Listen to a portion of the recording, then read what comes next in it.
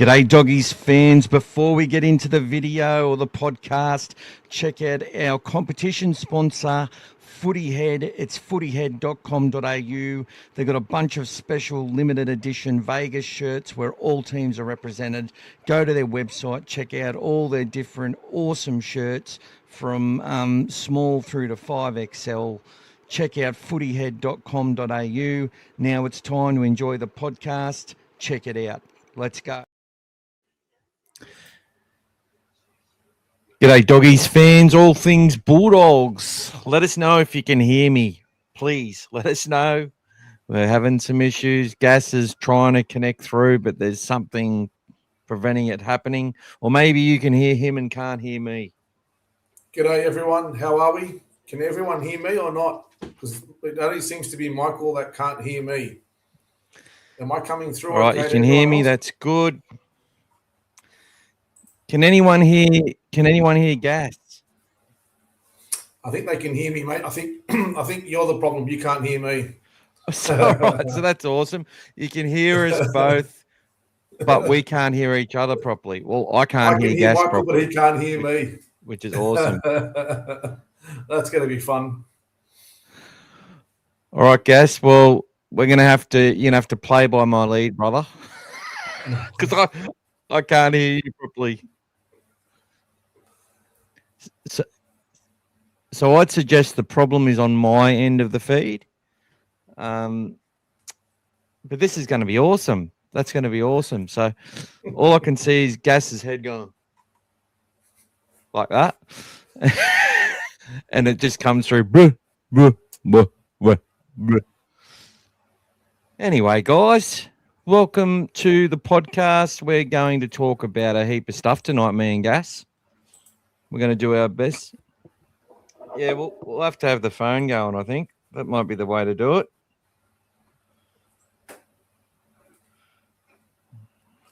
Let's try it, mate. Thanks. That's how we'll do it, eh? I'll give you a call, brother.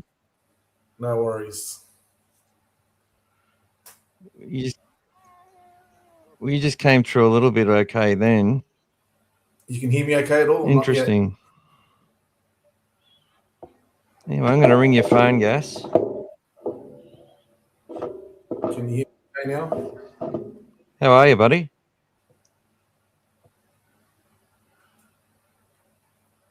There you go. Can you hear me? I can. Can everyone else hear you? Well, I might turn the volume down on that. Mate. You're muted. Oh, I'm muted, am I? You can't hear me on the podcast now. I'm muted. Can you guys hear Michael? Or is it just me that can't hear him?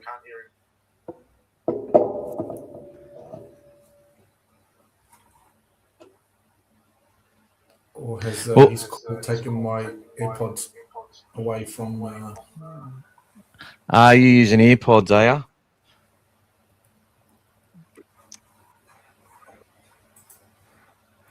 All right, everyone. Sorry about this, people. This is what happens on a live stream sometimes. Everyone can hear us. Okay, that's good. Gas, I can talk to you through my phone if you want. Yeah, mate. And I'm going to turn my sound on here down. Oh, you ended the call. Yeah, now I can hear you. I couldn't hear you before.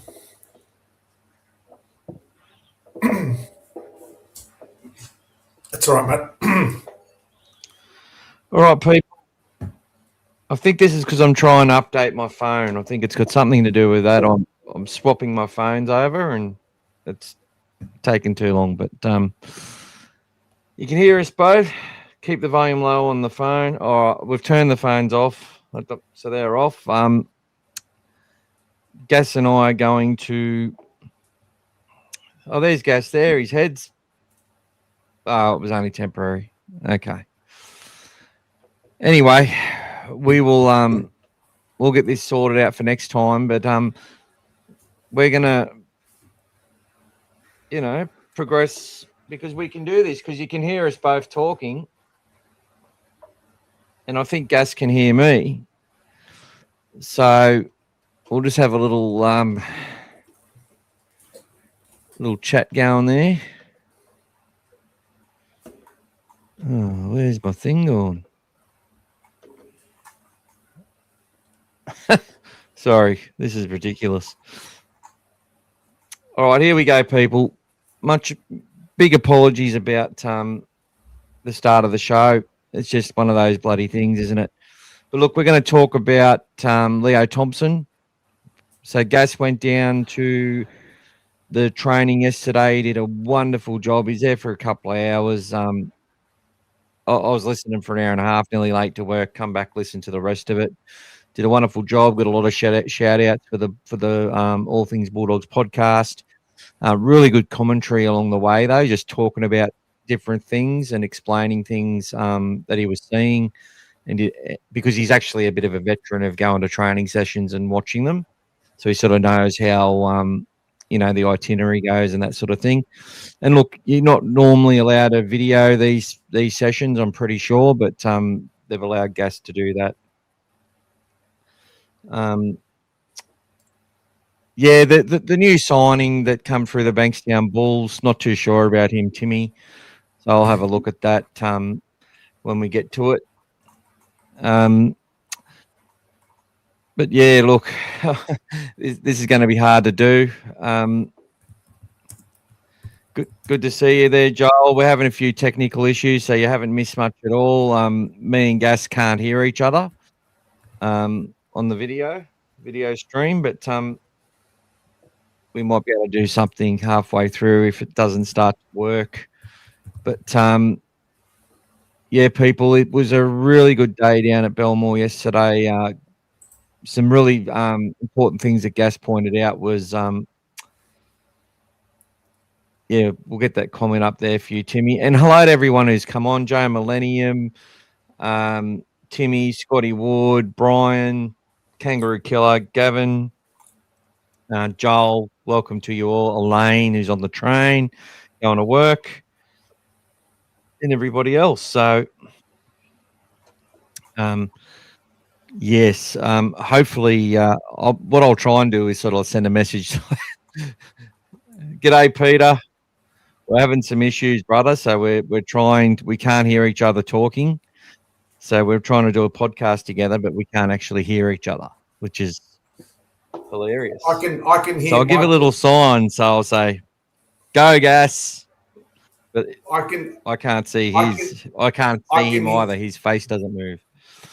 He can't Brian's see me. first live for the year. Well done. And we got Brian. Why not Todd 89. Great to see you all. Let's get into it. Talking about the Gas did a great job just explaining how it all went at training, and he also noticed some great stuff as well about the there wasn't too many players that were taped up or anything. But g'day, Caveman Kev, and thanks you for being a member of the channel. Thank you to all of you members of the channel. It's good to see you all here, and Joe Millennium 88 as well. Lots of chats that we can talk about, guys, but just bear with us. We're doing the best that we can. It's a bit intimidating at the moment because I just can't see or hear Gas, and that's annoying me. Come to rely on Gas in the podcast, and last week, he did a wonderful job actually helping to control the studio as well. Yeah, Gavin, yeah, good point. There were players who had tape. Carrozza needs to have tape in certain areas. He's got a bit of a busted body, but he's had his best preseason, which also means that he's almost pain-free, and they've got to take precautions. Obviously, there were people with tape on, don't get me wrong, but just looking at Matt Burton with no tape and stuff on his legs, it was just a great sign. Crichton had a little bit, but his body's been way below capacity for a long time. Adam Dykes had a little bit. Sorry, Cade Dykes had a little bit on his knee. But one thing we saw was Leo Thompson at training, but in the rehab group with Jethro Rinakama. and he looked good in all the little training sessions that he was doing. So a lot shorter bursts, that sort of thing, but looked really good. Birdo sort of impressed me watching the footage I saw of him, and there's quite a few different. There was a couple other people there who filmed as well, who got some good footage as well, which I've watched. Yeah, but really, really good to see, and great to see at the end Galvin and Sean O'Sullivan doing some drills together. The last one's out there. Sorry, Mitch Woods and Sean O'Sullivan, and Galvin was out there as well. And Galvin and Woods, the last two kids signing, or two young men signing autographs for all the fans that were out there. Yeah, 100% there, Timmy, 100%.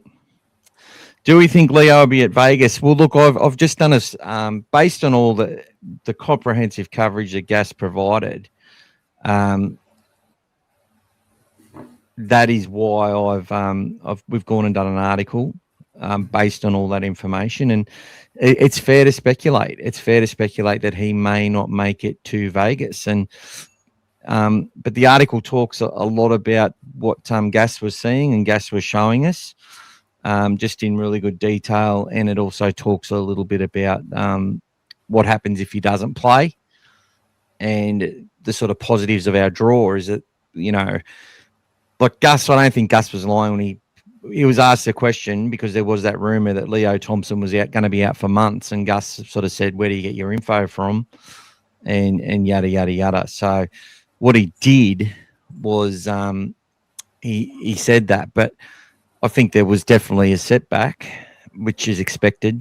New player or new club, and he'd had some injuries last year at the Knights, and Justin Lang had been working hard with him and with Critter, and he's also worked with Cade Dyke, so he's got a really good record of rehabilitating players.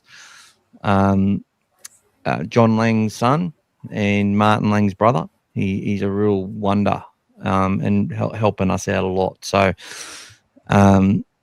What we're doing is so what Gas basically provided was so much information. We're actually able to do a comprehensive article, and better to get one from us than from that shitty media out there. But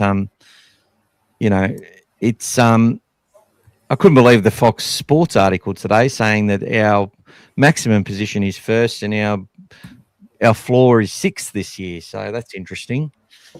But I think a lot of fans, Doggies fans, should agree with that, and we should be confident of that, no doubt. But trust me, there's reasons why they did it. They rated us so highly on that one. Yeah, it was great seeing them doing extras, and obviously Sean O'Sullivan, as Gas alluded to numerous times, he's going to be a great signing. It's not just about he might only play 2 or 3 games of NRL this year. He may not play any. I'd say he will, but he may not. But it still can be a really good signing and worth over $200,000 because of how he can use his experience and how he can drive better performance.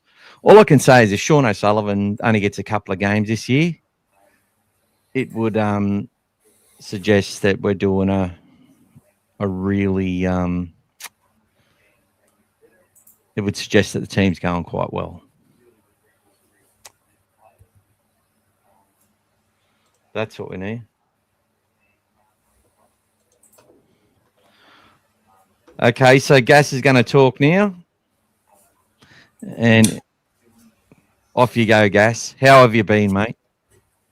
I've been good, Michael. I know you probably can't hear me, but yeah, guys, it was a very interesting. It was a very interesting day yesterday. So it was very. It was very good to see the players all out there. And like I said, I made comment about a lot of the players not having those braces on them, and stuff like people that had strapping. I know that Carez had something on his shoulder. Cade Dykes had something on his knee. But when I asked him about that, he said it's just been flaring up. So that's what Cade Dyke said when I asked him. He said just been flaring up a little bit. So, but he said he's been feeling okay with his knee, so that's been okay. Everyone else basically looked really sharp, looked really good. The intensity was still very good. The intensity was still very good by all the players. You would have noticed, some of the guys were going very, very hard, very committed. Preston looked really good, very sharp, very strong. I'm sure a few of you would have taken some notice about Gordon as well and had a look at those amazing calves that he's possessing. That was there's Michael showing off his new Footy Head shirt. But there was quite a few people that impressed as well, Brian. A lot of the guys out there were really putting in the hard yards. Even some of the guys in New South Wales Cup were going very strong as well. It was a very, very good session, considering obviously there was quite a few people there. There was at least a couple of hundred people there at different times watching, which was very impressive from the supporters. So well done to everyone who showed up and came down there. It was very good. There was Gus out there and a lot of the management and team as well were out there. So very well supported by all the club. I think you would have seen quite a few things if you looked at the detail in the videos in the training sessions, and you would have noticed Ciraldo positioning himself from one station to the other. So at times they'd have 3 or 4 different stations where different players were doing different drills, some attacking, some defending, and he would go from one to the other, and you would see the amount of detail that he'd focus on was impressive. If there was something he didn't like, he pulled it up. If there was something he liked, he basically he even gave it a clap and kept it going. So very, very detailed session. Adam O'Brien was out there early, setting everything up as well. We had a quick chat with him before they started, and he was very happy to be there. We told him he looks good in the colours, and he was happy to be. He said, "Yeah, feeling good, happy to be here." So, yeah, very good overall from everyone. Can you still hear me, Mick? Yeah, I've got you on me. Yep, in my ear now. Beautiful. So yep, there you go. Yeah. So overall, a lot of players were really impressive. Leo was actually, if you noticed, Leo's running, and I tried as much as possible to zoom in. Yes, I was using just the phone, but I tried to zoom in as much as possible. He was working diagonally across the field, down at the train side. But he actually did look really good. If you saw the way that he was taking off the mark and doing those sprints, he even did a few lateral, not just running straight. He did a few lateral runs. And I think it might have been Timmy. What someone pointed out that he was actually following a few of the ones that Ciraldo asked him to do, and they were really good. They were really good, those ones there as well. So he followed those across. He did those moves. So and he kept going. So very impressive. But look, to be honest with you, with Leo, I saw Michael's article today. With Leo, my gut feeling is if he's on the plane, he'll be playing. If he's on the plane, he'll be playing. So if he's not ready, he probably, good chance he should still go, but I'd still expect him to be playing if he's out there. So, so if, there's still what little to say. I've got day 39 tonight. There's still a few more days to go. And I am going to release some special information that I managed to secure yesterday. So, guys, we do have 2 trial matches. One at Jubilee in Cogra, and the other one's going to be at Newcastle. And I've got some information for everyone who wants to go down there. By all means, you should all go down there and support the teams. But I did find out yesterday, I can't release the source, but the Bulldogs will be using their first grade team, the second trial at Newcastle. Okay, that hasn't been released yet, but my understanding is that the Bulldogs will be playing their full team during the second game that's going to be played at Newcastle. So you'll find, if the source is reliable, the game against the Cowboys at Cogra will pretty much be majority of the New South Wales Cup team and all the fringe players as well. So that will probably give you a good sort of feeling about who's going to be in the team in Vegas. So that's the information I managed to get yesterday, talking to a few of the people at the ground that were on the field side of the things, not the supporter side. So, and obviously I've built up some contacts over the years going down to the training. So if those sources are to be believed, and if things don't change, because obviously things can change, that game there that we play, the second one that we play, the following week, Michael, if you put the following week. So that one there. So the one against Newcastle in Newcastle will more than likely be the one that the Bulldogs play their first grade team. Okay. So that looks like it's on, what's that, Saturday the 14th? Saturday the 14th. So the Cowboys doubleheader at Cogra is on the week before on the 7th. So it's back-to-back weeks of rugby league. And yes, and look, that's normally the way, isn't it? It's done, isn't it, Gas? It's normally we play our fringe players, reserve graders. Like going back when Trent Barrett was the coach, we were so sort of trying to build. We were nearly playing our best sides in both matches to just get reps under their belt to get them ready. But as we saw last year and the last couple of years, it's been our juniors that have really shone in that first round match, the first trial, and then the second game. It's been a really purpose-built match to test our players. And look, we played the Broncos, and we, as I said last year, we used, I think, 24 players, and they used nearly 30. And they almost had two forward packs interchange and able to continue to interchange. It's unlimited interchange in trials, whereas we sort of played it like a real hit out, and it's set us up for that game against the Dragons, no doubt. So, really good information coming out of there.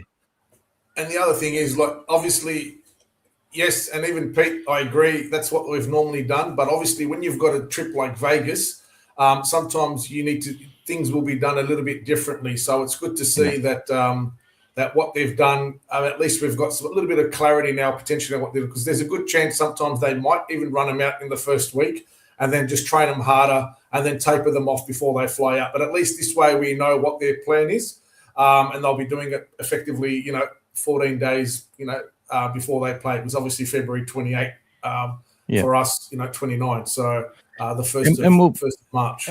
And we'll point out that we actually predicted a couple of weeks ago, you and I, and Pete obviously knows because that's the way it's been. But you and us on this show, we were saying that it was most likely that they would play those reserve graders, fringe players. So expect to see, Fletcher Baker and Tay Cochrane and probably Cade Dykes. Mitch Woods will play if he's right to go. You won't see, Critter. Not sure if we'll see Critter in either game or Leo. Obviously, Leo would be in doubt. Maybe Finau Latu will play in that first game. But in spite of that, get down to that doubleheader. It should be a great it'd be good to see what the Dragons have got going on there as well, just for our own little knowledge. I wish I could get to the game, but too much happening up here. But yeah, definitely get to Cogra in numbers. Get around the don't break defence banner in the kennel, which will station itself somewhere and take over Cogra, I'm sure. You go, brother. Michael? No worries. So Jack Todd did score a great try last year, but also the one that I loved, if you remember the try that Preston scored against the Broncos. showed a ton of speed in that run. That was I think that worked against him for the rest of the year because they marked him too well. They didn't give him much space in the after he did that, but that's all good. I think he got a similar try against. What obviously was closer, but he got a couple of similar runaway tries against the Panthers. Especially in that reserve grade Panthers side we played, he just took a hit up and busted through, and then ran 20 meters or 25 meters to score. Welcome to Mondio. So, welcome. Scotty Wood asked about Ronnie Palmer. So it was really I really enjoyed that yesterday, Gas. Well done, brother. I really enjoyed watching. Just like, oh, who's this? Oh, there's Ronnie Palmer. I didn't want to give it away. I wanted someone else to guess it, but I'm not sure if it'll look right with a book. If he might be just down there giving advice to some of the other trainers. Who knows? But he was in plain clothes, mate. Huh? He was in plain clothes. He didn't have any Bulldog paraphernalia on him, so I'm not sure. Maybe he wants a job. Official duties. Yeah, maybe. And Chuck Halligan was there as well. He was wearing his Bulldogs gear, so obviously he's on the staff now. Yes. Mondio, so welcome to you. Good to see you on the live. So we've got about 35 people live, which is fantastic considering the issues we've had. Can't wait for the just also wanted to say about the trials. See where it says there? It says get tickets. So if you want to get tickets to the games, you can go to the NRL website and it's all there. I'm sure it'll be on the Bulldogs website. I haven't had a look for a couple of days. But you can get your tickets and get down there and watch some Champagne Rugby League, see a bunch of these juniors and how they're going to rock and roll into the season. And it should be awesome. I cannot wait. So we're 39 days away from Vegas. That's absolutely crazy. As we were saying last week, Gas, 155 days you started the countdown, and it's now at 39. And look, I just upgraded my phone, and I don't know anyone's with Samsung. I'll ask them for a sponsorship later. But if you get an Ultra or a Fold, you get a bonus 65-inch Samsung QLED TV. So I'm like, that's going in my garage to watch Bulldogs games. I don't even think it'll make the lounge room. So I cannot wait. And I've always loved me Samsung TVs. They've always done the job for me really well. So another thing, we're just turning into the normal media here at All Things Bulldogs. I am sorry. If you can't beat them, join them. We're doing plugs everywhere. But have we talked about Footy Head yet? Gas? What's happening with? You had the intro at the start, but the entries have been rolling in. I can see a lot of people so far have put their best 17. Although, depending on what happens with Leo, some people might want to go back and submit another entry. Who knows? And look, people, I really don't mind if you've got friends and family, if they're willing to hit follow, because numbers build numbers. That's how the algorithm works, right? So the more followers you've got, the more that will come through. It's just the way it works. So we've actually already got Footy Head about an extra 50 followers on Facebook, which is great. If you can invite, like support fellow Bulldogs fans, you can share the. How you going, Gas? Yeah, all good, mate. Sorry. We just cut out before, but we're back together again. Yeah, guys, share it. Get your friends to follow the. Well, invite them to follow the Dog Farm. Honestly, if you got any fans of other teams, between myself and Gas, and look, and pretty much all of you on this chat know just about as much about other bloody teams as we do about our own. If they want to find out rugby league info, come and have a chat with us. Might spice it up for you guys as well. get a couple of Broncos freaks in here, and you can tell them where to go. Although two of the members on our channel that help contribute and support this channel are Broncos supporters. So there you go. There you go. I don't think we've got a Dragons fan and a Para fan that they just love rugby league. They're supporting it everywhere. They go to Manly's pod. I've talked to a couple of people. They just go and get as much info as they can from everywhere. So, but I'm happy just to stick with my beautiful Bulldogs, if that makes sense. Timmy wants to know, does anyone remember that game where the Bulldogs beat the Storm 39-0 at Accor Stadium? I think that was 2013 off memory, wouldn't it have been? Timmy? Sure. Well, that might have been 2013. I think so. Do you have 2013 there? I've never been right in my life before. Never know. It could be a first time. Who knows? We lost to the Storm in round 3. Could have been in winter time, around July, I reckon.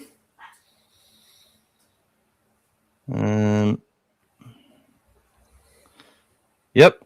Round 18 on the 14th of July, 39-0 to the Storm. The Bulldogs over the Storm.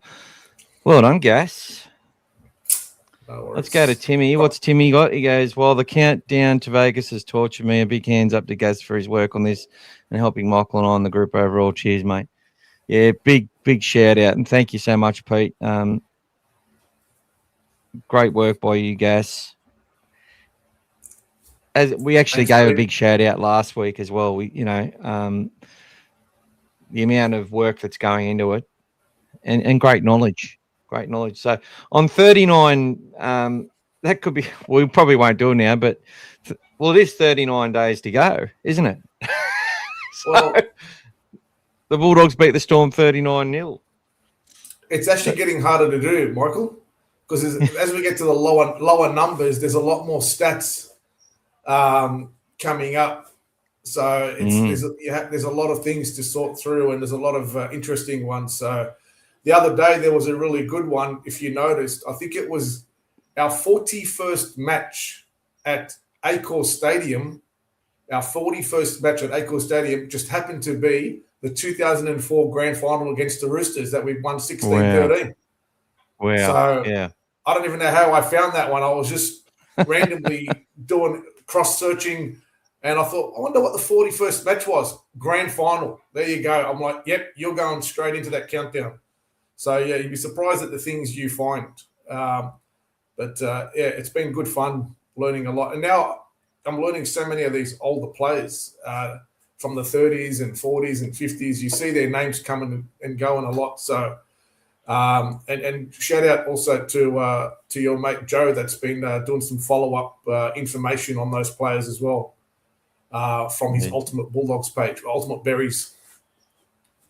Yeah, Joe loves it. He absolutely loves he loves the berries, and he'll get defensive when people pick sides as well, and there's no reference to the berries. I'm like, especially when people put Stephen Crichton in the best side of all time last year in his first year, and there was no sign of Les Johns or anything, and rightfully so. But that's the thing, with history, you've got to keep yourself familiar with it. And I really liked. I saw Brent Latour, who's a really big follower of the Bulldogs. He watches this sometimes as well. Can be very, very critical. Me and him, But what I like about Brent is he gives his opinion and he doesn't argue. He just has his opinion and that's it. And that's what I like. A lot of people on this channel are like that too. So, but Brent was taking photos with all the legends. So they've got pictures of big banners of Folks and Mortimer and everything like that. Are they new or have they been there for ages, Gas? Nah, they were actually put up there last year. Okay. They put them up there after they announced the inductees to the Hall of Fame. Then they put them up there on that back wall there. So they're on the opposite side to where the train station is. I've got a few photos with my mate has them as well there on those ones. So, yeah, they were put up there last year. So, And everyone's been behaving. No one's vandalised or done anything wrong with them, put any moustaches on them. So it's been good. Well done, everyone. Oh, they'll be put to death if that's the case. That's it. like I'm pretty sure the Bankstown mayor would have something to. There'd be a public hanging, I think. It'd have to be. Yes. Yeah, Timmy, we'll consider all that, brother. Yeah. Good ideas for gas, because as he said, and that's the thing, guys, if you've got ideas for us, send them through. Shoot us a message. We prefer to talk about, upcoming, but if there's things that you want to focus on or you want us to see if we can research or find more info on, send us a question. Do it anytime. Okay. We do get a lot of messages between myself and Gas from a lot of fellow fans who just want to chat and ask questions and tell us their fears and their thoughts. But it's and that's really great. We appreciate it. But if you want to say this would be good to talk about or research for the show, and I actually have done that a couple of times, when we were talking about Buller, that's because, Joel was very, very passionate about finding out what was going on with Dream Buller, and he was showing me a lot of stuff where there was chit chat going on about it that was really strong, and and I went and looked in a couple other places as well, and there was a reason to consider that for sure. So these are the things that we can do. We can, yesterday we had the open day, and it created a real good opportunity to do a comprehensive sort of article piece about what's going on in the lead up to Vegas and how we're positioned for the year. So 2 articles have been done by the Dog Father this year. So we've got Pressure Proof. So not this year, this week. One was released yesterday or the day before, and another one was released today. And guys, these are really to get you. Timmy sort of, he said something last week that made me think he needs a bit more convincing as to why we're going to do well in 2026. And well, the reason is that we've just got so much more depth. That you've got the Samuel Hugheses, you've got the Daniel Saluka Fafitas, you've got all these youngsters that have already had debuts. The Lipoy Hot Boys. Now Lipoy played 3 times better last year than he did the year before, but I think he only got 1 or 2 games last year. Was named in the 17 a couple of times and then dropped out. Lipoy is one that's improved heaps, but played less rugby league last year in our top grade because that's our depth. And he'll be improved yet again. And now he's in the top 30. He gets to push hard.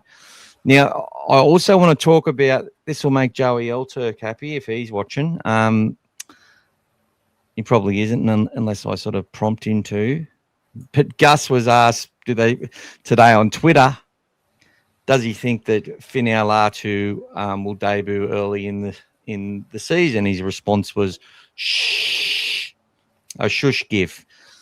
So, I thought that was a bit funny considering how much news has already been around it in all the groups, especially on our, we've been talking about it for ages. And so maybe he is an outside chance of starting.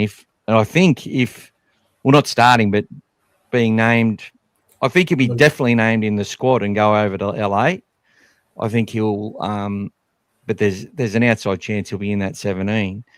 And if Leo Thompson isn't playing, I think he will come onto the bench, and I think Curran might start, or they could go with DSF. But on that extended bench, they usually carry an extra sort of half, an extra sort of hooker. Sometimes that's the one player. They'll carry an outside back. So I think if Venari Tawala was fit, he would be on that extended bench. Potentially, if he's not, Jonathan Sewer might be on that extended bench, and then they would have a big bopper there as well. But look, I think you're going to see Finau Latu's name in our extended squad at least until he debuts. And it may even happen before then. And what did you think about seeing him in the flesh yesterday? He was an absolute beast. especially running around on the field. When you see him in size compared to some of the other players, he's an absolute beast. There was a bit of coverage I did with him and Zion Maiu'u running together, and they both looked equally impressive. And Finau looked really big and strong. But one of the things that you would have seen, I would have had, made a comment about as well. Depending on you see where the players are and who they're training with, is a bit of a giveaway sometimes about where their pecking order is in the team. So over the years when I've gone down there, what they do is generally they'll run their own sort of little whiteboard. They'll take that out. Where you saw the drinks on the halfway line in the middle of the field? There's a little whiteboard out there as well. And what they do is they shuffle around the names. So they'll say, okay, if we want to run these players against these players or with these, they'll run this is how they change up what they want to do and who they have together. That's the stuff that they're focusing on. So they give us a bit of insight to say, okay, those players are more than likely going to be playing in the starting or in the top team.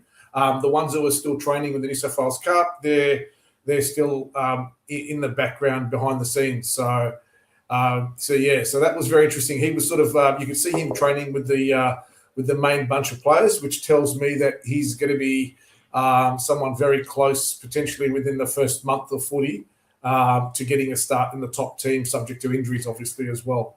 So, he did look very, very good out there. There was a question about Jack Todd back there, wasn't there? I know it's Jack Todd's board. Do we think Todd will be pushing for first grade early?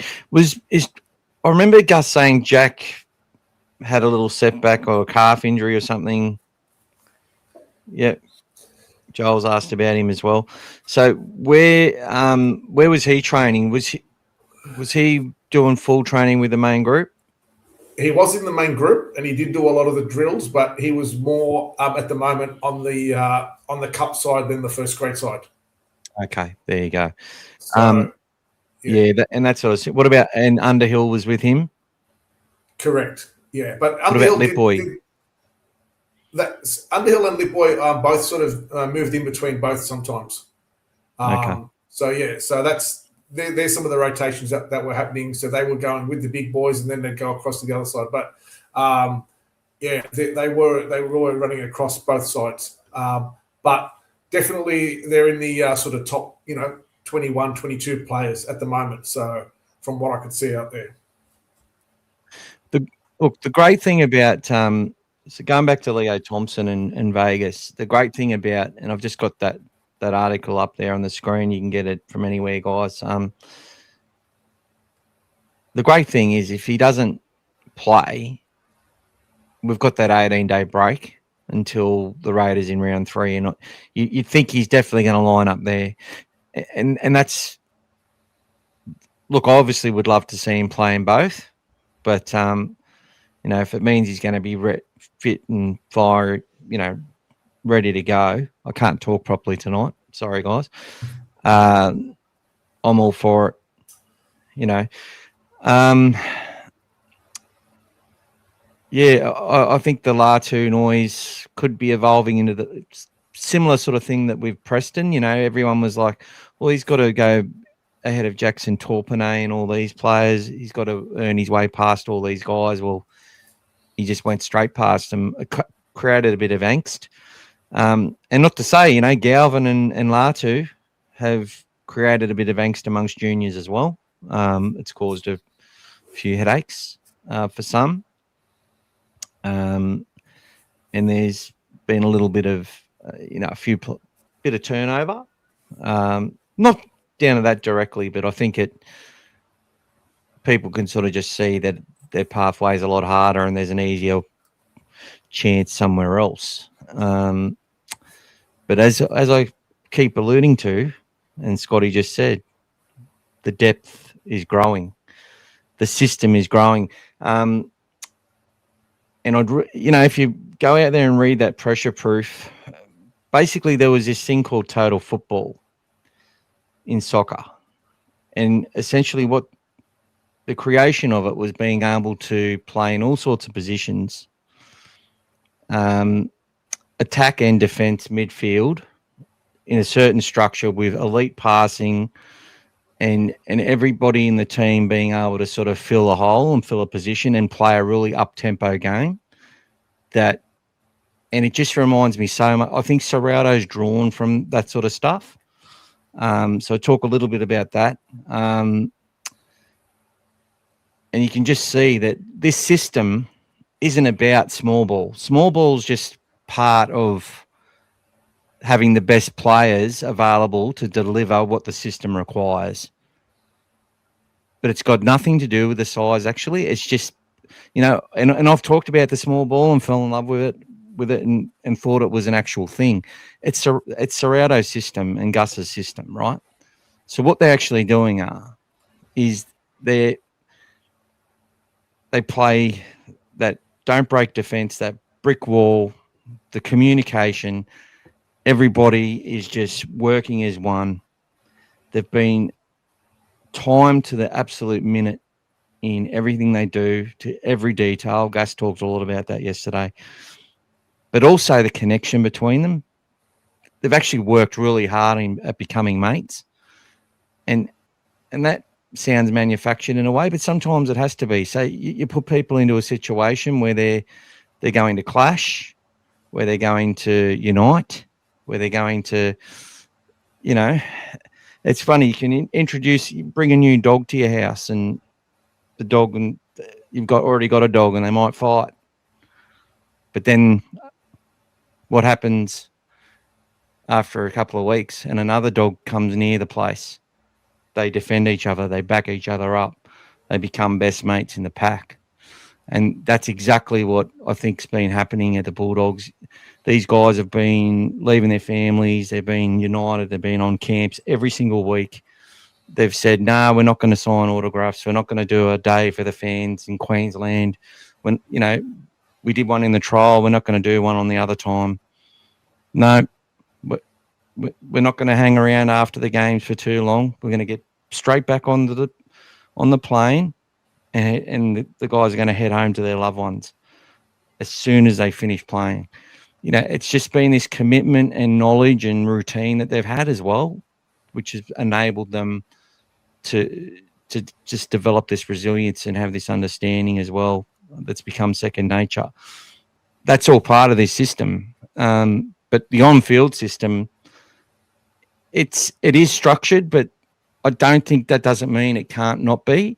It's just that you've got to have certain people commit to all these different areas of the system. It doesn't matter how big they are at the moment. In order for the system to work, they've needed a Jamin Salmon interchange with a Kurt Mann. But that doesn't mean that's how it has to stay. If you get two halves, if you get a half that evolves into someone who can control a game and and do all the stuff they've got to do, where they don't need that extra space all the time from ball playing locks, or you get a ball playing lock that's just so good that you just have the advantage you can do that. Having middles that can just make the tackles, happily make, doesn't matter how many meters they make, it's what's ever needed by the team at the time. It doesn't really matter. But it's how long they can go at a high rate for over a long period of time. And that's what this system is. And the system is just going to stay there.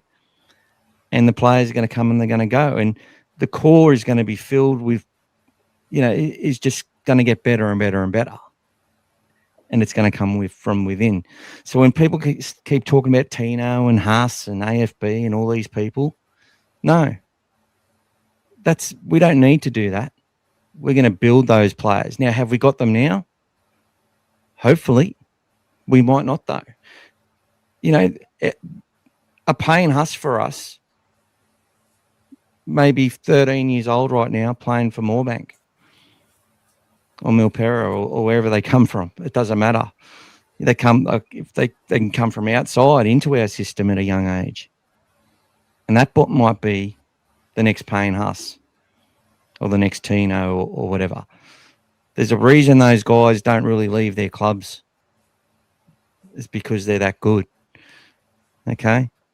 Or they leave early, like a Tedesco. Showed his talent and potential at the Tigers, but didn't stay there. Where'd he go? Went to the Roosters. One of the best fullbacks of all time, one of the best players of all time. Probably doesn't get the credit. But I think last year showed the world, there's a player actually learnt, you know what, I've just tried too hard to control everything. We've got a bunch of young kids here. I'm not going to help them if I try and do everything at the same time. I'm going to have a few less touches, do more when I have the touches, and let these kids around me grow into their roles a bit. And he had his best season ever, in my opinion, James Tedesco, and should have been picked at fullback. On reflection, I wouldn't have done it myself, but on reflection, Tedesco should have been at fullback and Matt Burton should have been at number 6. 100% agree with Willie Mason, what he said this week about that. Been talking for a while, Gas. You got anything to add to that around the system? One of the things, just to finish off on Finau, and I think you've spoken about it a few times before, they generally like to play a player against his former club. And I think you've spoken about that on a few examples in the past. Now, I know he didn't play first, but him playing potentially against the Dragons, let's just say hypothetically in Vegas, it might be a debut game, but if they are going to play him, it could be at the expense of someone like a Josh Curran, for example, something along those lines. Because now that Josh is slightly on the outside, they have to keep pushing with the new guys. So, wouldn't put it past them, especially with that shush comment by Gus. I wouldn't put it past them. Seeing what I saw yesterday, if the opportunity was there and he did get the call up, he'd be ready. He had that look in his eye yesterday, and he was ready. So, whether it comes in round 1 or it comes further down the track, but yeah, you never know with those ones. But overall, like you said, the depth that we've created now, and we spoke about this now for the last few weeks. How hard has it been to basically pick a team, pick the next 10 players as well that could be in the first grade team? I mean, look at the media speculation at the moment. Everyone's talking about Burton to 13 or Burton to centre and Woods in it. Everyone's making their own sort of teams up and thinking that they're Nostradamus and solving the world. You have a look out there yesterday and what all of us supporters were seeing. They were all putting in the hard yards. Galvin, for me, looked really impressive yesterday, I've got to say. And all the talk from behind the scenes, from the trainers, etc.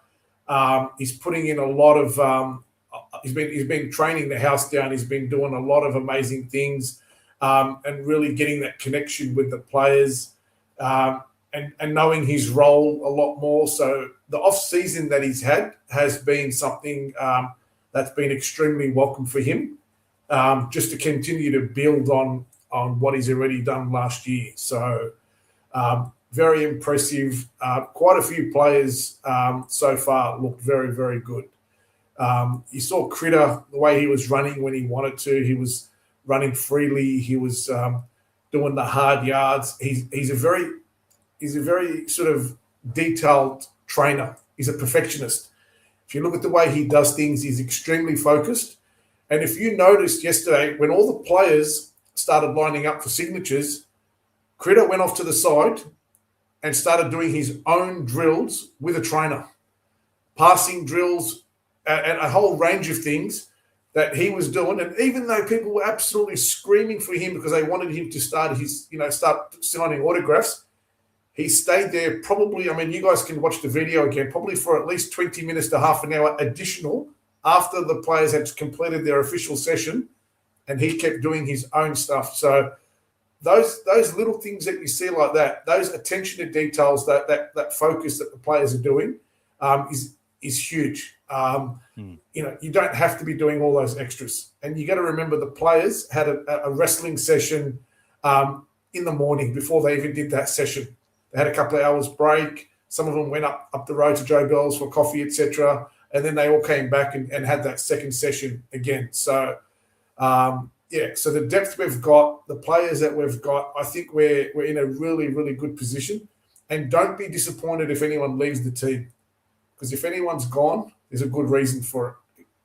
If the players, if the coaching staff and anyone are willing to let someone go, whether it's a junior or an experienced player, there's a reason for it. So trust the coaching staff, trust Gus, trust what's going on out there.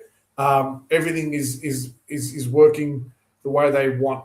I think what we're looking for and what we're all hoping for is long, sustained success for the next foreseeable future. That's why Ciraldo has got the longest contract in the NRL at the moment of any other coach. That's what they see in him. That's what they believe. That's why he's the highest rated coach at the moment. That is what we're building, guys.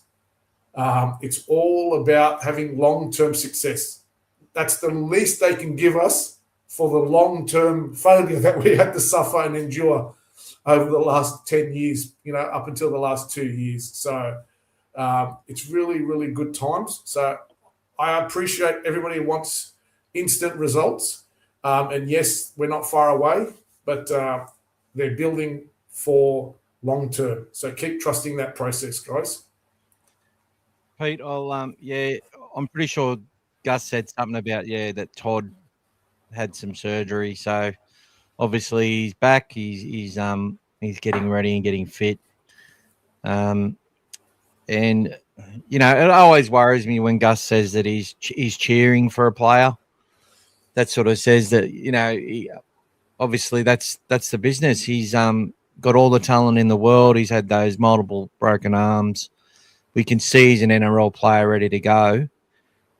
But if that body doesn't hold up or things happen, it makes it really harder to sign a player when you've got all these other ones coming through. Because then you sort of go, okay, well, we've got a ready-made player who's played outstanding. Just for example, DSF may step in and play heaps of games this year and earn himself another contract. And then a player like Jack Todd may, just on a worst-case scenario, don't want to jinx him, but imagine if lightning strikes again, it's hard to give that kid another year's contract or something. But, that's how they've been using development contracts as well. They've been putting players back and bringing some players forward and whatever else, But it also could be a situation, what Gas was also, what he alludes to, if we let a player go, it's usually because we don't have room. So we feel we've got enough depth to cover what that player needs, and they can get another deal somewhere else easily. We might value them a heap. I sort of look at Josh Curran in that way. Could be a kid's got a lot of potential, but there's issues with the manager and issues with parents or with the kid themselves. It's just not going well enough, and then the kid gets an opportunity from another club who's like, we're willing to see if he fits in better over here and he can get more money. They're not going to stand in their way, that sort of stuff. So all that's always going on for every team anyway. But just one thing on the system. The common denominator is system. You've got the Roosters, you've got the Storm, you've got the Bulldogs coming, you got the Panthers. Then you look, who are the other sides that have sort of basically been the mainstays? It's probably been the Sharks. The South sort of made a little bit of a run and then tapered off again. Para were there for years, and Sharks at the moment are sort of like Para were. I think it took Para like 4 years under Mark Murray of making the finals to actually make a prelim or something like that. I sort of see the Sharks sort of taking over Para's spot. Para have got to come back. And we were nowhere. Since 2016, nowhere. Probably from 2012 to 2016, we were one of the sides, but we were gone off the map completely. Now we're getting back into it. And it's our system that's going to hold up, right? So when you're looking at teams,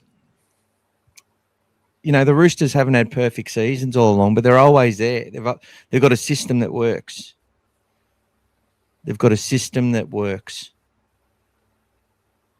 The Melbourne Storm are just there all the time because the system works. People will just say it's Bellamy. They might be right. But a common theme with systems is coaches stick around for a long time. Robinson's been there for years now, like nearly a decade. On Gass's point, they've signed Ciraldo to be the same thing. Now, I know Robinson got early success, but he had they had a roster that was stacked with enough players and made some astute signings and got it done. Manly were another team that have always sort of been thereabouts, but really struggled at certain points.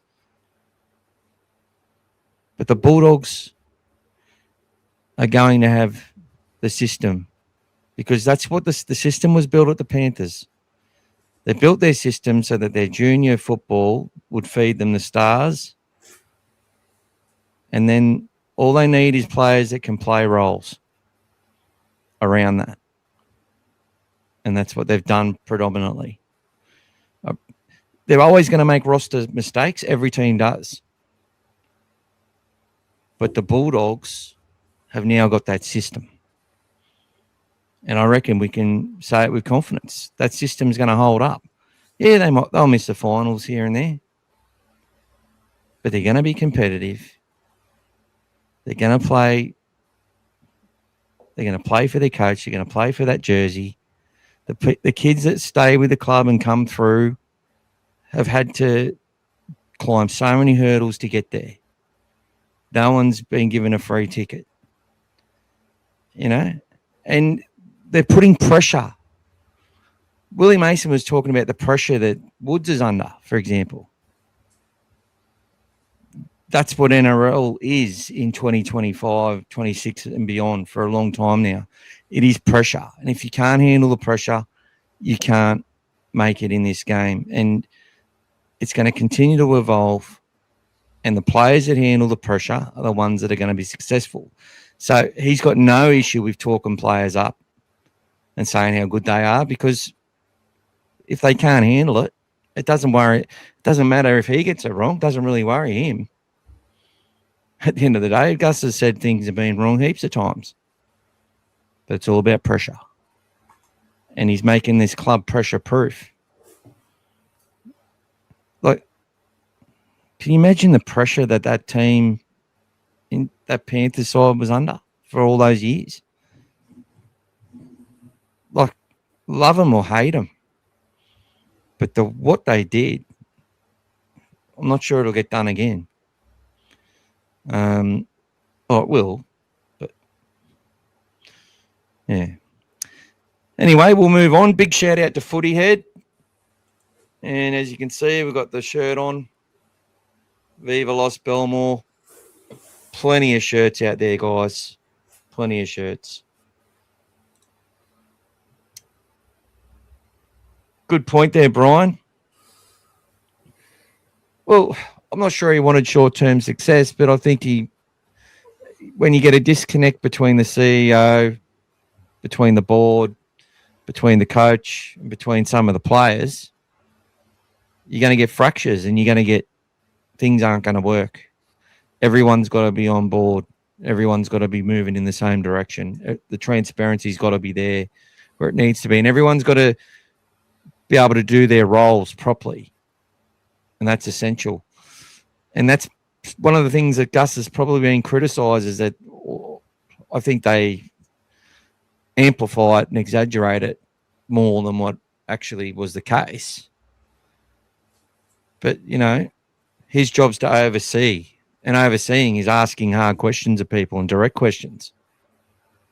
Okay, well, this is what you're supposed to do. This is the job. Can you explain to me why these parts of your role have not been achieved? And what steps have been taken to fix that? Okay, and if you need any help, let me know. I'll see you at next week's meeting. you know, that's what his job is. Like, but they talk about it like, oh, he couldn't work with a bloody, what's his name?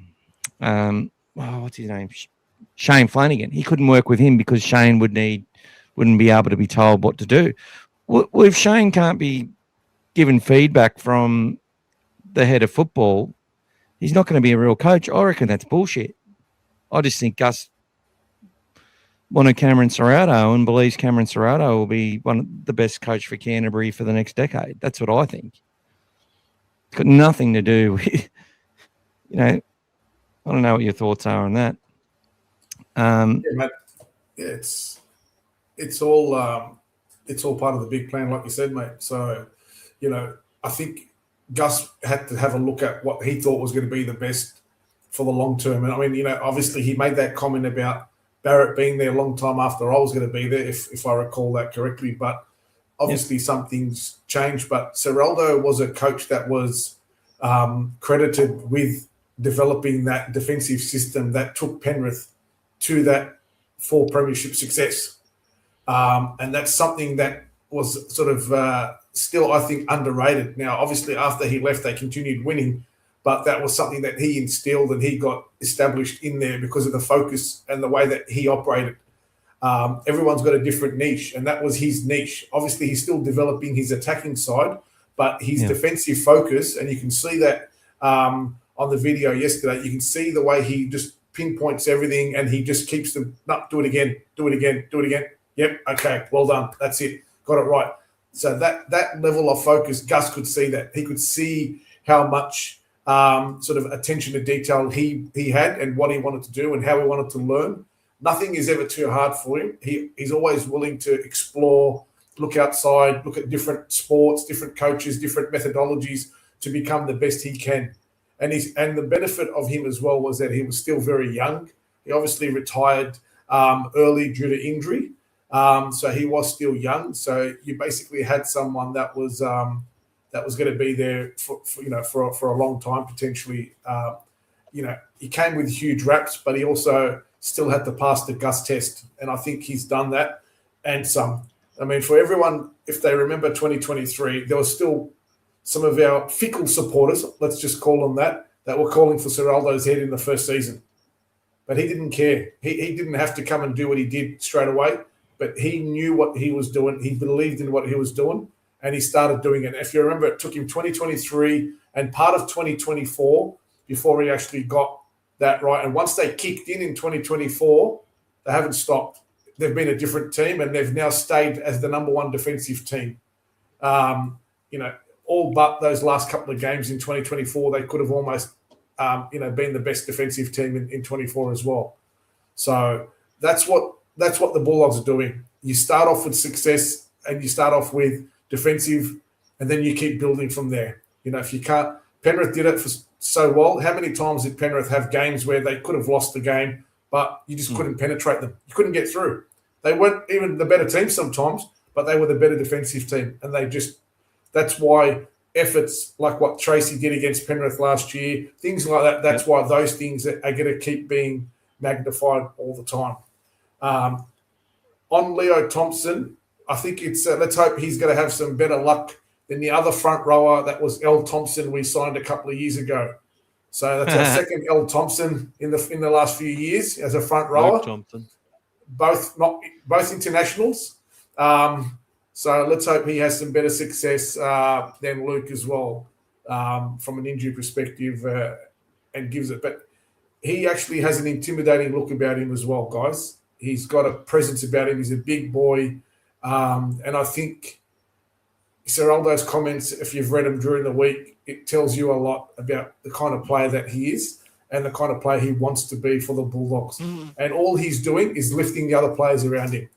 People like Max King, all the fringe front rowers as well, Sam Hughes, DCF, these guys are going to lift because now they've got this sort of this leader that they can basically, even though Max King's played Origin, he knows that he wants to be the alpha. He wants to be, so he has to lift his game.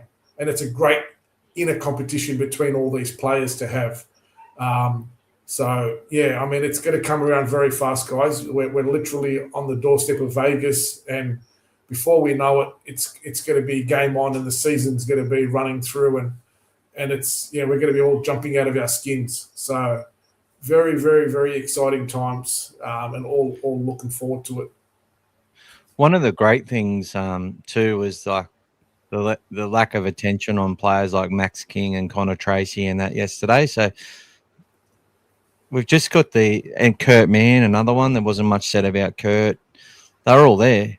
And I'm not just talking about from yourself, but from people that were there and talking about the place. There's a lot of focus not on our established breadwinners that go out there and set up the game for us and set up the plan. And I'm just excited about them, about what they're going to do. And I'm sure they're going to quickly remind us as because that's the other thing, guys. There's going to be a lot of talk in 2026 about players leaving the Bulldogs because of the fact we've got so many off contract. But a lot of those players too are also players we only just brought to the club as well. So, Gordon Chan Kum Tong is on development, but comes into the top 30 for 2027. What's Fletcher Baker going to do? What's he going to contribute? So many questions. It's hard to imagine, a side with, as I was saying, with this competition, nearly every entry has got the same back line. Which just shows you, like, it's been so long since we've just had such a detailed, just such a easily nameable side. The only sort of assumption is that we would bring Burton into centre and then swap a few things around because of that. But outside of it, for the most of the people are on board with the fact that it's Burton and Galvin, Montoya, Crichton, Cherry, Carraz, and Tracy is your back line. And, it's just been such a long time since we've had that clarity as fans that we pretty much all agree with that. 95% or more than that believe that we're going to that's going to be the side that's named if they're all fit and healthy. But get used to the fact that that side will look nothing like that in a couple of years. It will change. It will change. And that's hard to imagine. Hopefully we win a competition or make a grand final or win a couple of finals or something before that happens. That would be lovely. Shout out to you, Anthony, and thank you for also being a member of the channel. And for anyone who wants to join the channel and support the channel, please do so. Go join, select one of the options. We're on Patreon as well, which would be nice to get that built up at one point. Go follow the Dogfather page on Facebook. We want to get as many followers to that page as possible. And, I'm starting to do TikToks now. I'm a TikToker, which is interesting. But getting a lot of followers there, a lot of views, which is interesting. So that's it's probably small in the scheme of things, but for me, it's a lot. I can't believe there's 30-something people here now watching the stream. So guys, it's getting closer. 39 days. We're everywhere. Support our independent media. Go in this competition. Win a shirt from Footy Head. Support the channel any way you can. Just come in here and watching a live, asking a question, providing ideas. It's all support. That's how you do it. But if you want to support more, you know how to do it. Make sure you're liking, subscribing, sharing, all that sort of stuff. Because the more that goes out there, the quicker it builds, and it really helps keep our community together. Meeting with Lee Addison, the rugby league coach, tomorrow. Going to have coffee with him at lunchtime in between jobs and get 2 signed copies of his book to mail out to Jack and Jamie. Haven't seen Jamie today. I wonder if he's watching. If you're watching, Jamie, hello to you. Probably going to try and head out and get his book to him on Friday. But yeah, that's what can happen by just supporting the channel, watching the channel.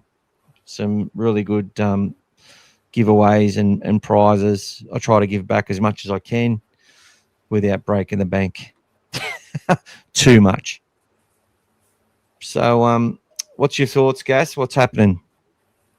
Well, that's important. What Michael just said, everyone. I mean, it's very important to support both ways so we can continue delivering all this amazing content. Michael does a lot for us behind the scenes. He's now on Spotify. He's on TikTok. He's everywhere.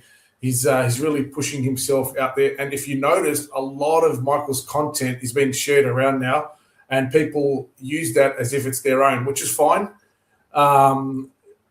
So it is the way it is. But it's very important. Every little bit helps. So every time we get some contributions and some subscribers and some followers, it's only $1.99 a month to start off, guys. Super cheap. Most of you will do a lot of other expenses for a lot of other things that $1.99 you won't even notice it. So the more the merrier. It all helps. It all adds up. But yeah, go on there and support. And there's your mate, Jamie, mate. He's on there now. Just been doing some stuff around the house. But he's always watching. He's always listening. He's always. But yeah. When's Elmo and that coming back? And we'll have to get you on one day too, Jamie. I think. I'm not sure. I'm pretty sure you went on. You had a guest appearance on Elmo's. Oh, I forgot the other bloke's name. I love the other bloke, Dibbo. Yeah, Elmo and Dibbo. I'm pretty sure Jamie was on there one night because I usually watch it as well. I love watching old Brian, who we've blocked from here now. Another Brian. He they won't let him talk or do a message unless he pays for it. It's hilarious. Mm-hmm. Yeah, funny. Elmo and Dibbo, eh? I'd say they'd be going to Vegas. I hope so. That'd be quite a production, I'm sure. One's a Dragon supporter, so yeah. Be looking forward to watching that. But still a few packages out there, guys. If you find some loose cash, there's still a few packages out there. And there's a few of us that would love to come around and carry the bags for you guys over there too. Yeah, well, look, one of the good mates from the kennel, like inside the kennel, reached out and he said that, like, if you hunt around, you can get tickets for probably under $2,000 and accommodation for under $1,000. Then depends if you've got your passport and all that as well. But that's another thing, guys. If you're looking at going to Vegas, you'll need to get your passport right now if you haven't got one, because it may not be ready in time. So just thought I'd mention that, because I've been like just dreaming about it. Like, how can I make this work? What can I do? It's like sort of like when you just come home from work and there's heaps of bills and you get told, oh, you're going to be a father again. And you make things happen. You slice and dice it and work it out. And I was sort of applying that sort of role. I was like treating this Vegas. What if that was a child? How would I make it work? And I just can't justify it. Can't do it. But I miss it. I really want to go. So if anyone wants to sponsor me to go, I'll beg. There's plenty I'll do.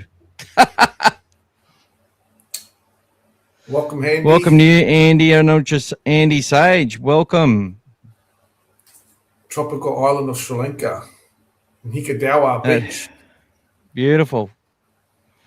Hope you're well, brother. Make sure you go to the Ministry of Crab in Colombo.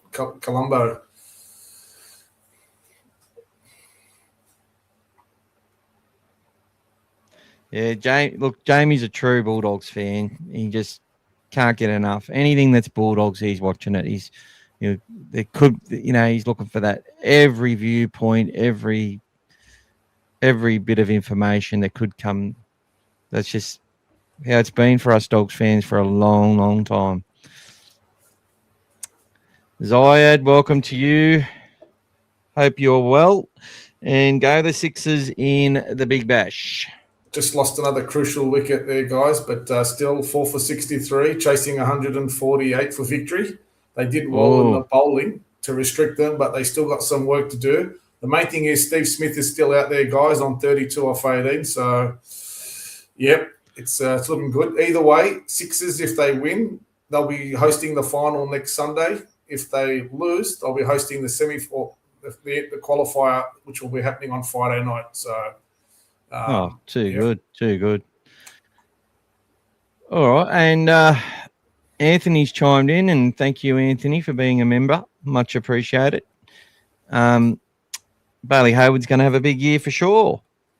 Oh, I believe he will. I think he'll have a fantastic year. He looks a lot musclier too. Looks big and strong, and he's had that grounding. He's done that defensive work in the middle. He's been a playmaker his whole career. You know, he can make the transition, and he'll have lots of support in the background with the likes of Jake Turpin, Gordon Chan Tong, Sean O'Sullivan's there. Kurt Mann can help if need be. You know, there's plenty of options. You've got young Patrick Young's in the 30. Young Patrick Young.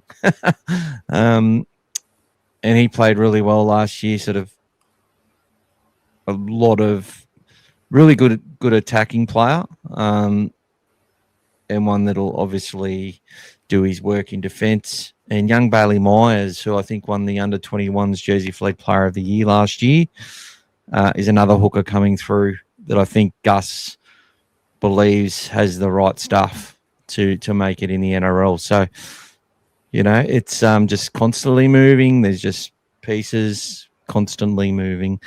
I think there's young Kawan Patterson as well, who has come over from the Warriors, is another one that'll be pushing hard.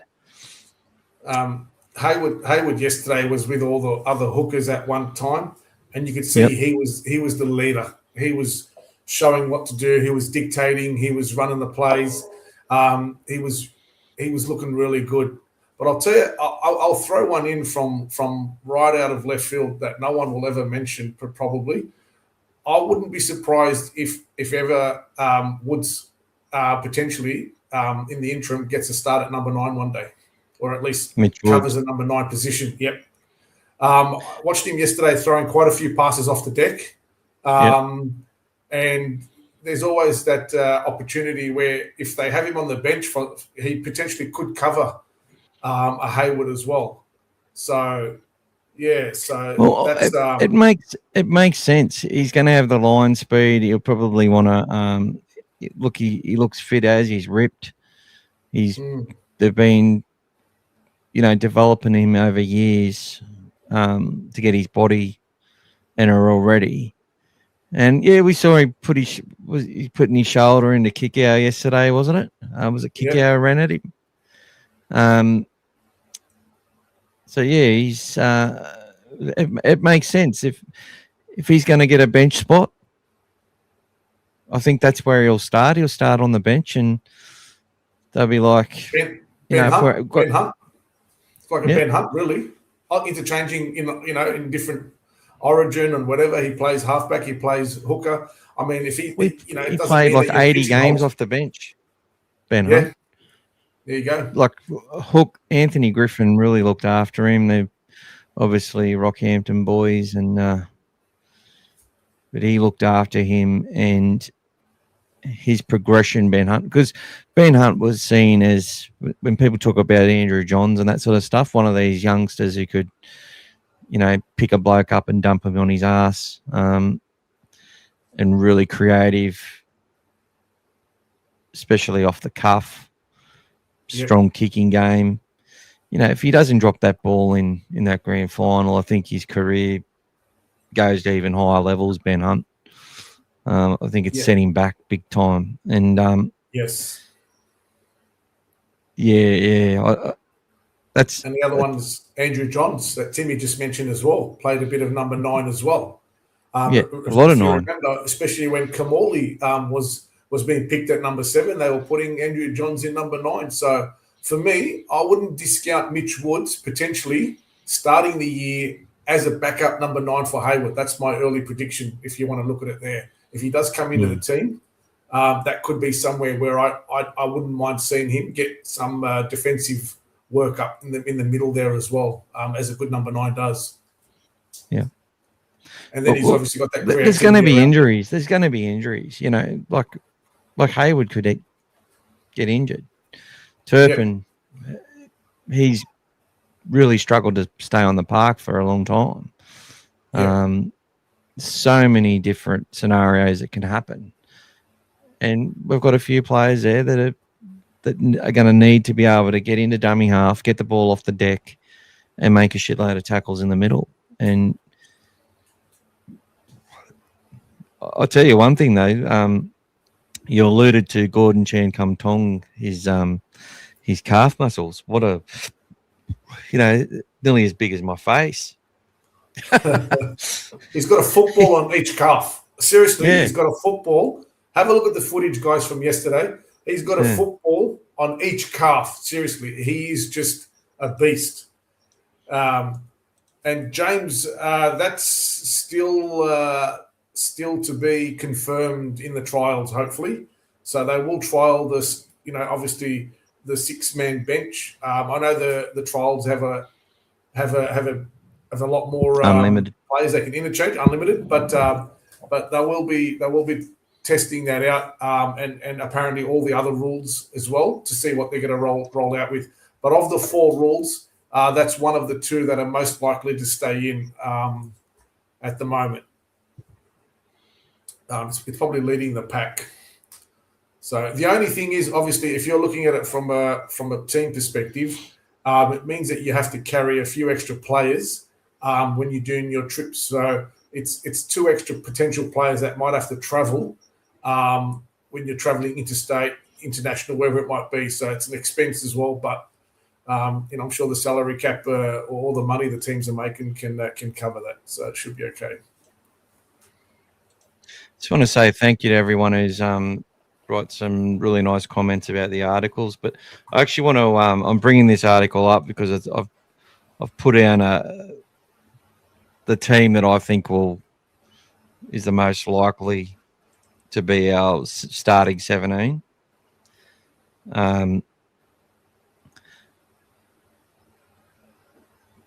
So we all pretty much the same back line, but Max King, Bailey Hayward, Leo Thompson in doubt, Viliami Kickout, Jacob Preston, Jamin Salmon, Kurt Mann, Satili Tupanua, Harry Hayes, Josh Curran.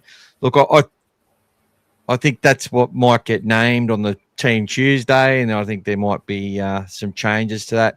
Extended bench, Finau Latu, Jake Turpin, Mitch Woods, Daniel Salika, Fafita, and Ari Tuala. And in any order, they're not my preferred order. They're just the 5 players I think would be on an extended bench. Now, what's interesting, though, is if they have a 19-man side that got with the 6-man bench, right, and they can only use 4 of them, does that mean they still only have a 22-man squad? I know we don't have an 18th man because that's our membership number. So we have we go up to 23, but it's still only 5 players. So have you heard anything on that, Gas? Is there going to be a 27-man bench, or is it going to be the same size? Haven't heard much about the detail. Whether you have to, I think for the concussion, potentially they might be able to cover that within the 6 potentially. So that might be one of the things as well for the concussion rule. So they might be able to cover that with it because 2 of the players won't be playing, irrespective. So if there is a concussion rule, then effectively you might use more than the 4. You can then draw on someone else within that. So that could be where they've currently got that concussion rule now. It possibly might not have to change potentially. So it could still be that. Yeah, that's logical. Could still be that same number. Yeah. So. Yeah, no one really agrees with the kickoff rule change, but look, if it happens, it happens. As just to Nice shout out from Pete earlier. Great to see fans from afar and all things Bulldogs joining in here. Beautiful. Getting back to it. Yeah, look, it's going to be what it's going to be, but it will change things. If, it changes things. Well, teams with a lot of depth will be advantaged, obviously. So we're in a good position with that. So we're struggling to put 17 players in the squad. We've got a few more, so that's a good problem to have at the moment for us. So, Jamie, are you referring to the 6-man bench? Because if yes, it's to do with having 6 players available. If you do get a concussed player, you can pick, just say Stephen Crichton comes off and you've got an Ari Tuala and you're extended as one of the, 6 men on the bench. You can put him on as one of your replacements. But normally you wouldn't carry an Ari Tuala on your bench when you've only got 4 men to choose from. So it doesn't penalise them. Or if there's a certain player that breaks down, they've got that cover there from the 6 players. And then I guess if there's more concussions that happen, I think that will enact a permanent 18th man. And I don't think it will enact a permanent 19th man, though. So the maximum will be 5 players that could play. But I don't know. They've got to stipulate that. It probably already is. We just don't understand it yet. But whether there would be, you can only use a maximum of 4 no matter what. Or, because I guess if you've already used your four substitutes and then enact the 18th man rule, when that happens, I'm starting to confuse myself now. But definitely it's got to do with concussion. It's about teams not being penalised by having to put second rowers out in the centres because their centres just got concussed. But it would probably work with any injury, wouldn't it? Because, it's like when we lost Critter last year. We were when we lost Critter, Cherry, and Tuala in successive weeks, and people said our disruptions were man-made. Please. Please. Strategic or tactical decision by the coach. Scotty says we're a top 4 team. What's this comment here, guys? That's sort of what Brave Ferengi said about Birdo playing fullback too much, running like Turbo. Yeah, so how we've spoken about it in the past. It's not, you want those more nimble players to be playing in those positions, not the bigger players, not those guys. Like Birdo playing fullback. It's too much running. Like it's not the best fit for someone like that. So I think it's probably what you'll see with Latrell this year. More than there's every chance this year he's going to roll out in the centres and not play fullback anymore. So I think there comes a time when there's so many injuries that the players can have before they basically have to make that decision to move around to another position. And those fullbacks, it's very demanding. You're going to be running non-stop. You're going to pretty much be the fittest player in the team. Look at Tedesco. He's an absolute weapon. He just keeps coming. He's got a high work rate. All the best fullbacks have that efficiency. If you're just an impact player in fullback, you're not going to necessarily be the best fullback. You might be a good player like Latrelli's, but you're not the best fullback out there. He can float around anyway. But I think the signing of Matt Duffy just proves that he's not part of the fullback rotation this year. And the young winger who had domestic violence charges or something. Yes. They've probably replaced him. So Tai. Yeah, and they've got some youngsters coming through, some ex-Bulldogs coming through as well. So they'll go all right, South. Jamie says, does that mean the 18th man rule gets removed or does it become the 20th man? Invoke the 20th man. TBC, brother. I got a good omen today. I cut myself today and I had to get a Band-Aid, and the only Band-Aid they could give me was a blue one. So I'm like, well, that's a good omen. It is a good omen. Like, there you go. It's like a brick wall. It is a good omen. That's it. Blue Band-Aid. Right. Well, I actually see that, but it's now frozen. So it's all right. So on my screen, all I can see is Gas doing this, frozen. That's it. But I can hear him on my phone, chatting away. That's it. Your computer's a problem today, mate. Everyone else is fine except for you. It's just me, brother. It's just me. Fix your phones. We'll actually have to come in and do a little trial run this week just to test practice makes perfect, brother. That's it. Also want to practice going live on TikTok from here and get the Instagram happening properly. Get a lot more cheeky banter on those platforms, though, don't you? I've got to say that.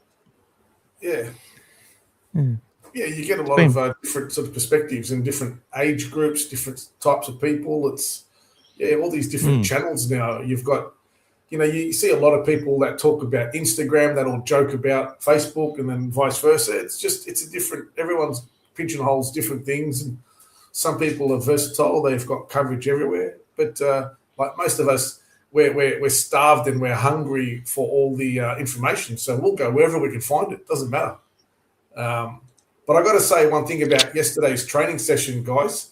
The players, after they finished their session, were unbelievable when it came to giving their time to the supporters. They actually said that yesterday was not a signing session. They actually advertised it and said it. They're not a signing session.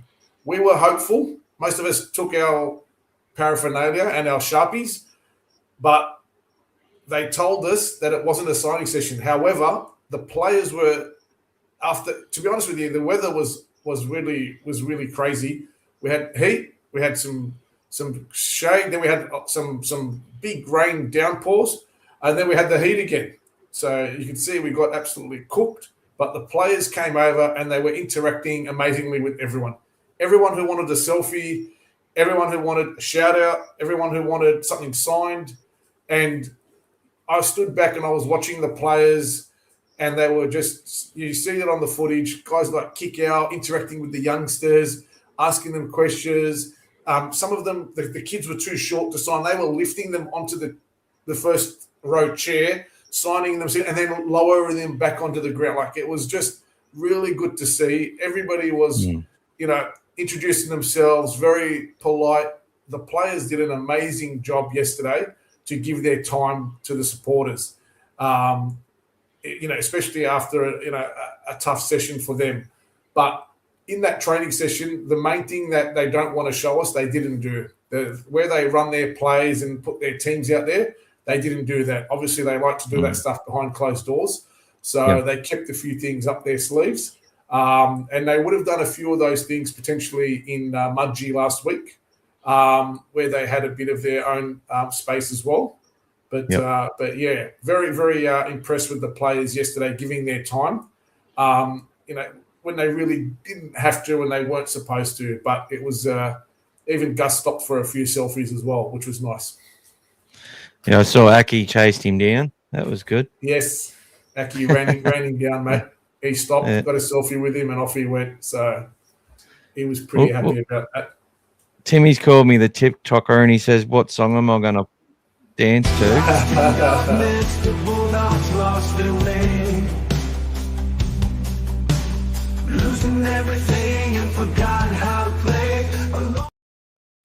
That's the song I'm going to dance to, Timmy. Prestomania. There you go. Actually, comes up on YouTube. If you type in Prestomania, the hit song on YouTube, it should come up for you.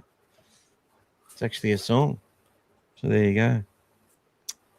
Yes. Oh, he was already suggesting it, was he? Yeah, that's it. I didn't see that, mate, because I had the comments. I was off the comment screen because I was getting the video ready to do.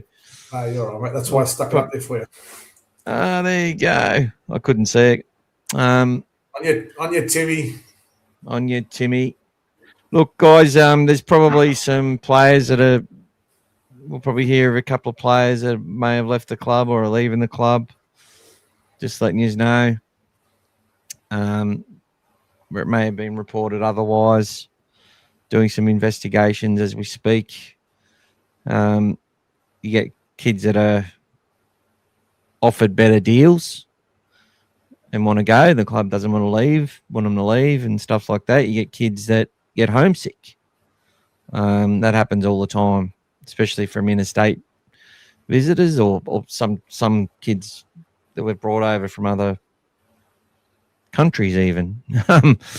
That's just all part of the deal. And,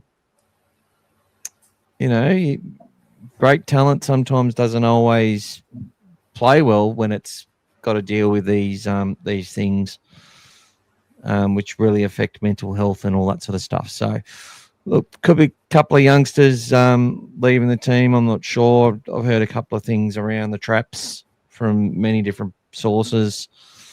You choose it: tomato, barbecue, all sorts of sauce. You crank that up, Tim. You love it, Scotty. You love the Prestomania song. I actually like it. It's like, except that don't turn the lyrics on because I think it calls him Jeb Preston instead of Jake Preston. But I think I made a typo when I was creating the song. But it's done pretty bloody well. It's good. I enjoy it. Enjoy my own stuff. We should be making it. It'd be interesting to know if he's actually listened to it or if anyone's, any of the players have given him shit about it or anything. That'd be funny. I can confirm. I was going to actually tell you when you were having a joke with Harry Hayes about him being at the start of the podcast and stuff. It's now at the end of the podcast. So you'll see some shout outs, a whole bunch of them from different players. And it's another big thank you to the players for doing that because they get paid to do swishes and all that sort of stuff, which they get paid for and people pay for that. So, look, I understand. And that's sort of, we got it for free. We got a little shout out for free, which is really lovely for them to do that. And, we've, I think we're building a pretty good name amongst the club and amongst a heap of the parents and that as well, which is important. So that's what we want to continue to do is be supportive and get recognised for it. I just lost my train of thought. The other thing I was going to say is Cameron Ciraldo has always been a fan of the Don't Break Defence banner. No entry, guys. That's his favourite banner. He keeps telling me because every time I've caught up with him, because it focuses on his prime defensive.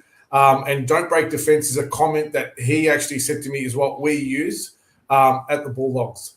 There was other stuff that I mentioned to him. He said, no, we don't use that. That's what I used to use at Penrith. So he goes, we call it Don't Break Defence. That's why, if you've noticed, I showed him the new logo. You can see it on there as well, guys. Don't Break Defence logo. Yep. And he was really pumped and he gave me a high five and he was really excited with that. And he's like, yep, he loves it. So Ciraldo's always been he's the one that actually gave me the Don't Break Defence name. And his comment to me when he goes, mate, here's one. I'll give you something, mate. And he goes, Don't Break Defence, mate. He goes, there's one for you. That's the comment that he gave me when he told me. So that's why we use it. We love to keep the synergy, keep it within the team. And it's his favourite, mate. The brick wall is what he's focused on. His defence is what he's focused on. And everything else builds around that. So that's something else that we got out of yesterday as well. So good stuff. Well, we might reach out to Footy Head and see if there's something along Don't Break Defence lines that they might come up with a special edition shirt as well. G'day, Aki. How are you, mate? You watching the Sixers and the Scorchers? What's the score now? 8 for 90. We still need 58 from 38, guys. 58 from 38. It's achievable, but they're not going to make it. Batting second is really wins in finals. It's been a disappointing chase, I've got to say. There's been a few players that had no patience. I know the wicket's a little bit up and down, but there's a few players that haven't been executing and just sticking to the basic. You didn't really have to go crazy on this wicket, but there are a few disappointing shots. So looks like they might lose their second chance, and they've probably just lost another wicket as well now. Yeah, there we go. When you drop your bat, and instead of when you're supposed to slide in and you drop your bat, there's your problem. Then that's when you know everything's going wrong. Yep, there's your Murphy's Law for you right there. Yeah, 9 for 91. It's got a bit of a ring to it. I reached out to a young fella as well. Got a New South Wales Cup contract. Likely do an article on them. That's all progressing, and hopefully get an interview, which we will broadcast on YouTube. I don't think we'll do a live. That's something that we might look at one day, see if we can get a player or someone from the club or something to actually come on live and answer a few questions. And obviously we would filter out those questions. There's just some questions people can't answer, if you know what I mean, when it comes to transparency or keeping their jobs. So, night, Pete. Hope you have a good night, brother. We will chat very soon. And thank you so much and for everything that you've been doing. Always trucking along, doing a good job. Is one of the best blokes on the planet, Pete Webber. So we're hoping to get Lewis Grissemi on, and I don't know if people have watched New South Wales Cup last year, but I felt he did a really good job with his progression. He represented France internationally, which is really good considering they've got the Catalans Dragons and everything like that. The fact that he made that side is really good. Works hard, defends hard, takes nothing for granted, runs hard, does all the little things well, and he'll be hoping to build himself into an opportunity later in the season. But I haven't seen much of. I don't think he's training with the main squad because there's no redheads out there, was there, Gas? Not that I can see.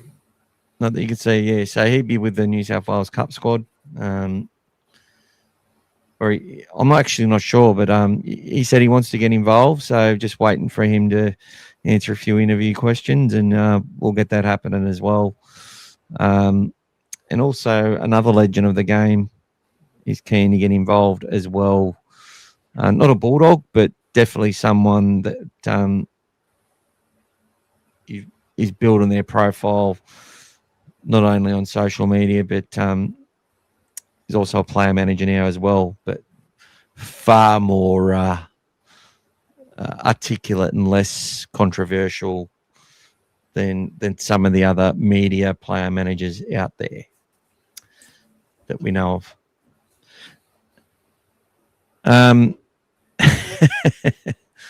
Did anyone get a chance to see the Dog Father? We're looking at some images to create for shirts. I probably should actually get people to do a vote on sort of images they like the best. I think that might be a good idea.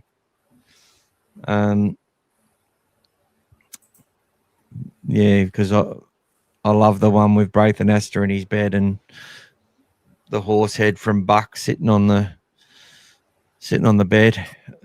It's hilarious. Anyway, we move along. Scotty says Talon de Silva can play for France. Oh, I didn't know that. I think it might be Silva, Scotty. Silva with an A, yeah. I think it's with an A, I think, yeah. Okay. Yeah, well, he's hopefully he sorts out his stuff with Mitch Moses. Passes him the ball when he wants it. That was hilarious. And actually, hopefully, completely stuffs it.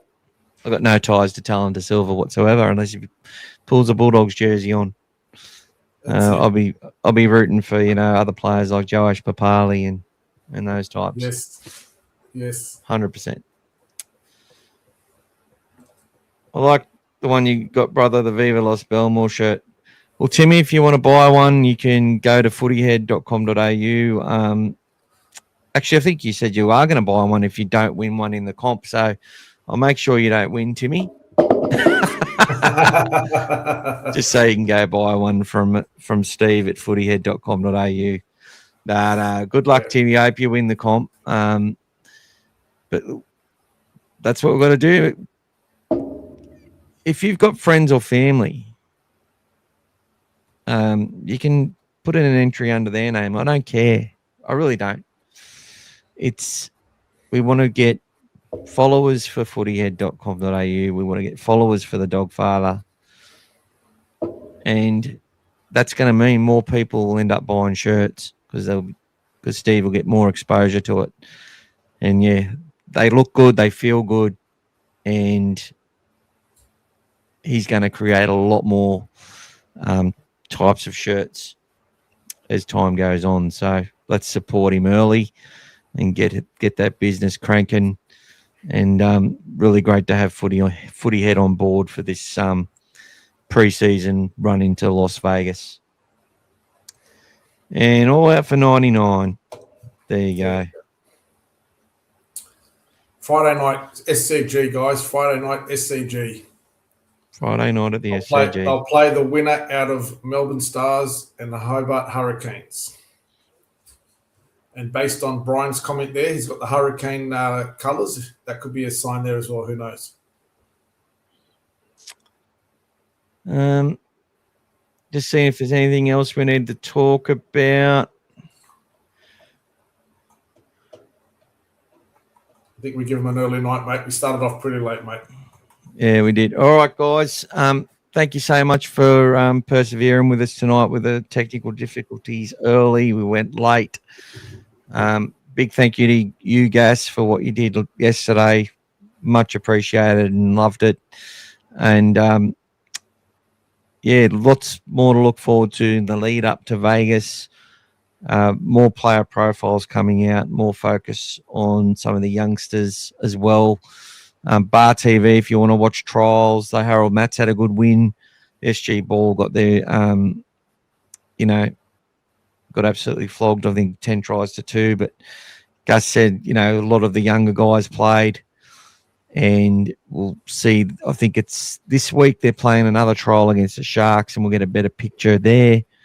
Real frustrating game to watch, though, that one. But at Kellyville wasn't the best conditions either. So we'll keep putting out content, guys. We'll keep putting out lots of information about the Bulldogs. Any sort of rumours and that sort of stuff. We'll talk about it if it's got any sort of question there, mate. There's a late question there. Brian's asking, who do we think is going to get the goal kicking job? I will say one thing. I know that there was a few people that posted a few stats this week, and it showed that Burton had a slightly better record overall. But what I would say is I still think that Critter is kicking a few more from the sideline than Burton. I think that's probably one of the main reasons that he got the role permanently, unless Critter was injured. And I think you'll see, if you did look at the statistics and you looked and you drilled it down based on where the kicks were from, I think you'd find that Critter's percentage is actually better than Burton's based on the sideline conversions as well, if you factor them based on how many. So if you can drill it down on where they were, you'll find that Critter was better off. So I still think that Critter will be the main one, and then Burton might be the backup, obviously. So it's a good problem to have. It'll be like a bit like Haslam and Halligan at the start there. It's a good problem to have. I think Burton wasn't doing it because of his injuries. His wife was handed over, and then Critter's had his own injuries to deal with as well, but kept doing it as the leader. I think if So we'll see what happens. But I think if Matt Burton his legs are fine, I think that they'll want to get Galvin kicking more in general play as well to build him up, to improve that part of his game. So, yeah, I think we might see, I don't know, Burton, there's no better striker of the ball than Matt Burton, but although Critters shanked a couple, he has such a natural style with the way he kicks. Like he is a great goal kicker. And I think long term, he's probably going to be the man. But I'm just not sure. I'm a little bit on the fence, as you would. But Burton didn't miss a goal in the semi-final series, which really pumped up his percentage last year. He's been a bit hit and miss. Maybe Darryl Halligan will have a few things to say about that. There you go. There you go. Thank you, Jamie. Thank you, Brian. Thank you, Andy Sage. See you in Bali. Aki's got to coach him. Like his good performance on Channel 9 to win grand final tickets. You have a great weekend too, Scotty. Ideally, Birdo, so Critter can talk to the team.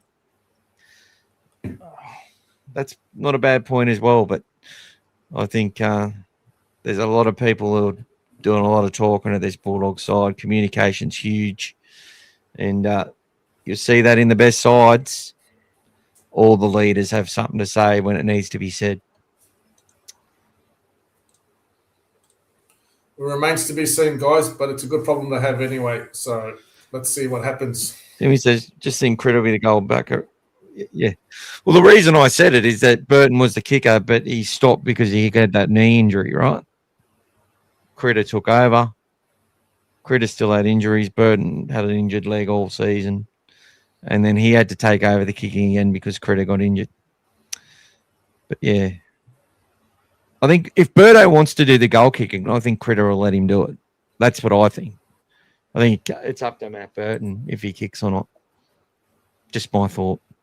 I don't think that's not a decision that Ciraldo makes, in my opinion, unless they're doing it, unless it's not benefiting the team or something like that. If it's, and he thinks that they're making decisions not in the best interests of the club, then he might intervene. But I think as leaders of the club and the club captain, if Critter says if Birdo wants it, he's got it. Birdo's like, yeah, I want it. I think that's how it works. But we'll see. We'll see what happens there. And I'm quite happy to be wrong either way because you know what? Both good kickers, in my opinion. And I agree with Gaz. Critter's been a bit more clutch. Very good to have these problems. Yes, it is. That's what we need to do. Embrace the problems. When you got problems with picking your side, and you know, because you got, yeah. Anyway, guys, have a great weekend. Thanks, guys. Thank you, Gaz. Great job, and go the Dogs. Yo, what up, guys? Want to give a massive shout out to All Things Bulldogs. If you guys haven't watched their podcast, check them out. Let's go. Hey guys, Tuesday nights, All Things Bulldogs podcast. Make sure you get onto it. Go the Doggies. Shout out All Things Bulldogs. Every Tuesday night, mate. Every Tuesday night. All Things Bulldogs, mate. All Things Bulldogs YouTube, Tuesday night. Tuesday live. night. That's it. Every week, mate. All Things Bulldogs. Big shout out. Up the Doggies. Every Tuesday night we do a podcast, mate. Our biggest supporters, mate. All Things Bulldogs. Yeah. Josh.